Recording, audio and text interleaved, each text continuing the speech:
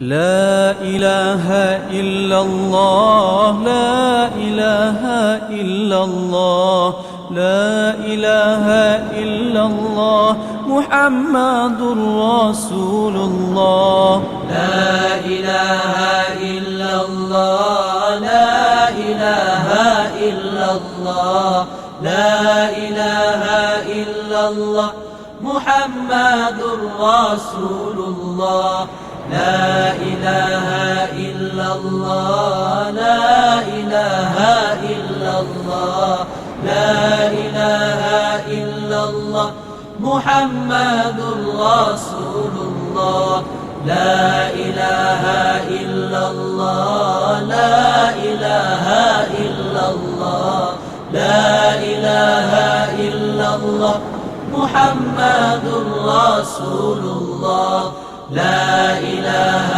إلا الله لا إله إلا الله لا إله إلا الله محمد رسول الله لا إله إلا الله لا إله إلا الله لا إله إلا الله محمد رسول الله لا إله إلا الله لا إله إلا الله لا إله إلا الله محمد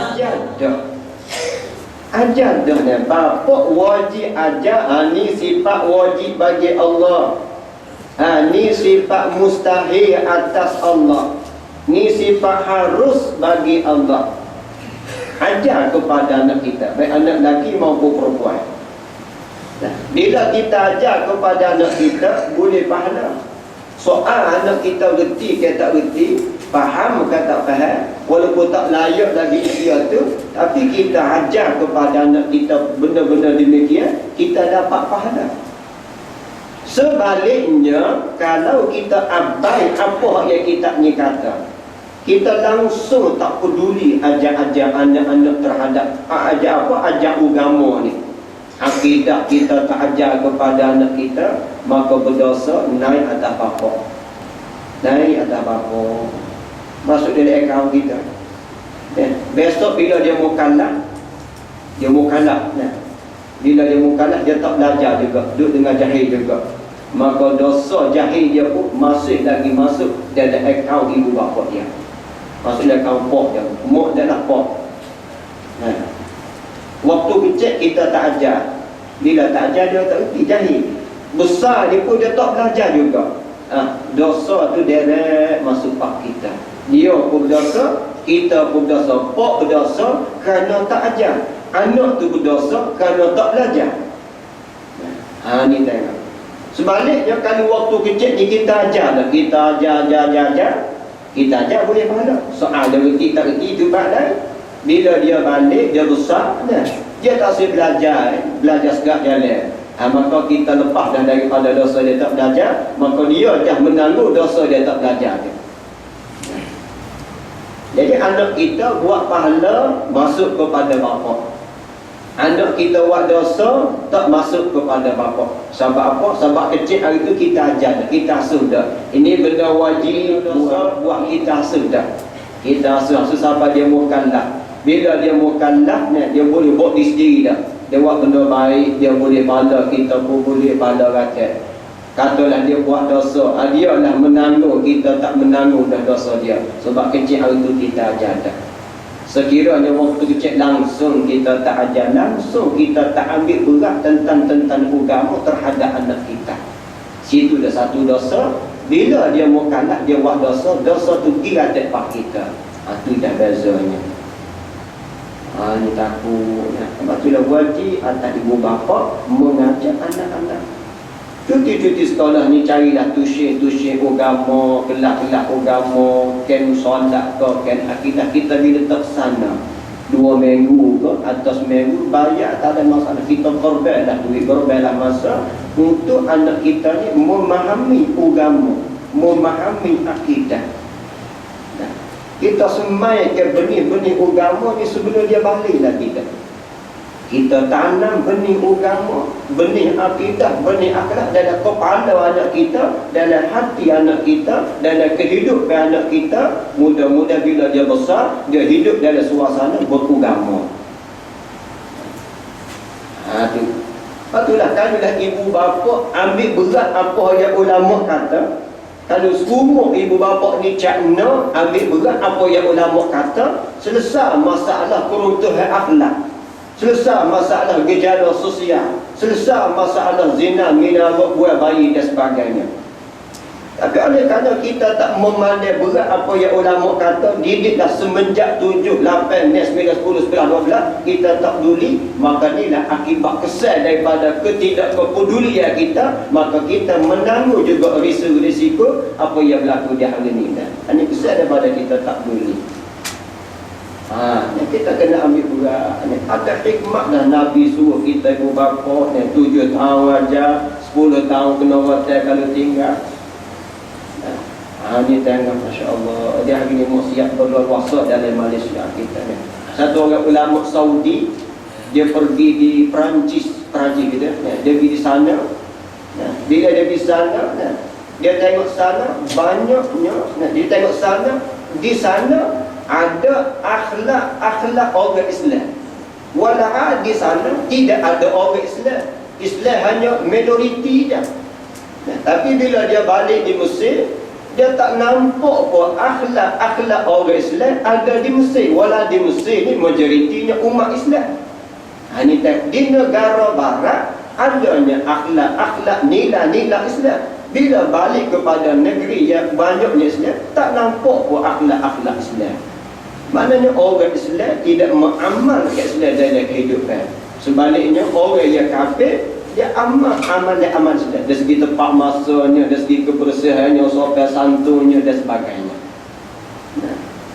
Itu amal Islam tu, tepat masa, sopan santun, kebersihan, jujur. Itu amal Islam kita. Ini asas selalu dah. Mudah-mudahan kita lepas di akhirat kelak. Bila kita cuai, kita sibuk, kita lorak, maka terlepaslah tanggungjawab kita benda-benda gini. Maka di akhirat kelak kita dipertanggungjawab pula. Itu wajib. Semenjak kecil lagi dah kita didik. Dan habis itu, dan demikian lagi, demikian juga, demikian lagi, supaya tu juga lah wajib atas suami. Ini tu lagi pula, wajib atas suami mengajar akan isterinya, isteri suami. Wajib ajar bini kita. Baik bini pertama ke bini kedua, bini ketiga, bini keempat ke, wajib kena ajar belakang. Wajib mengajar akan isteri. Itu wajib ajar apa? Ajar sifat-sifat wajib bagi Allah. Mana hak mustahil atas Allah, mana yang harus bagi Allah. Suami itu kena ajar. Suami yang ajar isteri, dia boleh pahala. Soal isteri ni reti kata reti, bak lain wajib ajar dulu. Ajar bini kita. Kita mari belajar, ambil ilmu, bawa balik di rumah, ajar isteri kita. Tak pandai nak ajar ustaz. Naik motor tu tinggal habis dah ilmu tak tahu ujian bakso. Tak tahu nak ajar apa dah. Kita bawa dia mari belajar. Dia mari belajar, muak kita sekali, atau kita suruh dia pergi belajar, maka lepaslah dosa di atas kita. Kita suruh isteri kita belajar atau kita sendiri mengajar, maka kita boleh pahala. Sebalik mafhumnya, kalau kita tak ajar bini kita, maka berdosa kita dengan Allah Ta'ala. Ini orang panggil nafkah batin ni. Nafkah batin iaitu dah suami wajib ajar bini. Kita dia nampak nafkah batin set sekala, nafkah batin set. Tak nafkah batin setengah daripadanya ajar ilmu agama pada bini kita. Bila suami reti agama, ajar agama kepada anak, insya-Allah ibu ni yang reti agama akan ajar agama pada anak-anak pula. Macam mana bini kita nak ajar agama pada anak-anak sedangkan bini kita sendiri pun tak reti agama? Macam mana bini nak uji agama, suami sendiri pun tak ajak agama, atau suami sendiri pun tak ambil berat tentang agama. Ni tengoknya wajib pada syarat. Wajib maknanya buat boleh pahala, kalau tak buat berdosa. Ni tulis dah, tulis kita fikir. Sudahkah kita mengajak isteri kita sifat-sifat yang wajib bagi Allah? Sudahkah isteri kita kenal mana yang wajib bagi Allah? Sudahkah isteri kita tahu mana sifat yang mustahil atas Allah? Sekiranya tak tahu, tak pandai, maka berdosa. Dia hari ni kita nampak dah, ramai orang berkahwin semata-mata nak menghalalkan yang haram. Dan berkahwin sekadar untuk menghalalkan yang haram. Dan kalau tak nikah, haram berdua-dua tak nikah, haram bergeda sana sini. Bila tak nikah, haram dia berkipik-kipik, apa berkilik-kilik haram. Bergeda-geda, berkepik-kepik, membonceng-bonceng haram.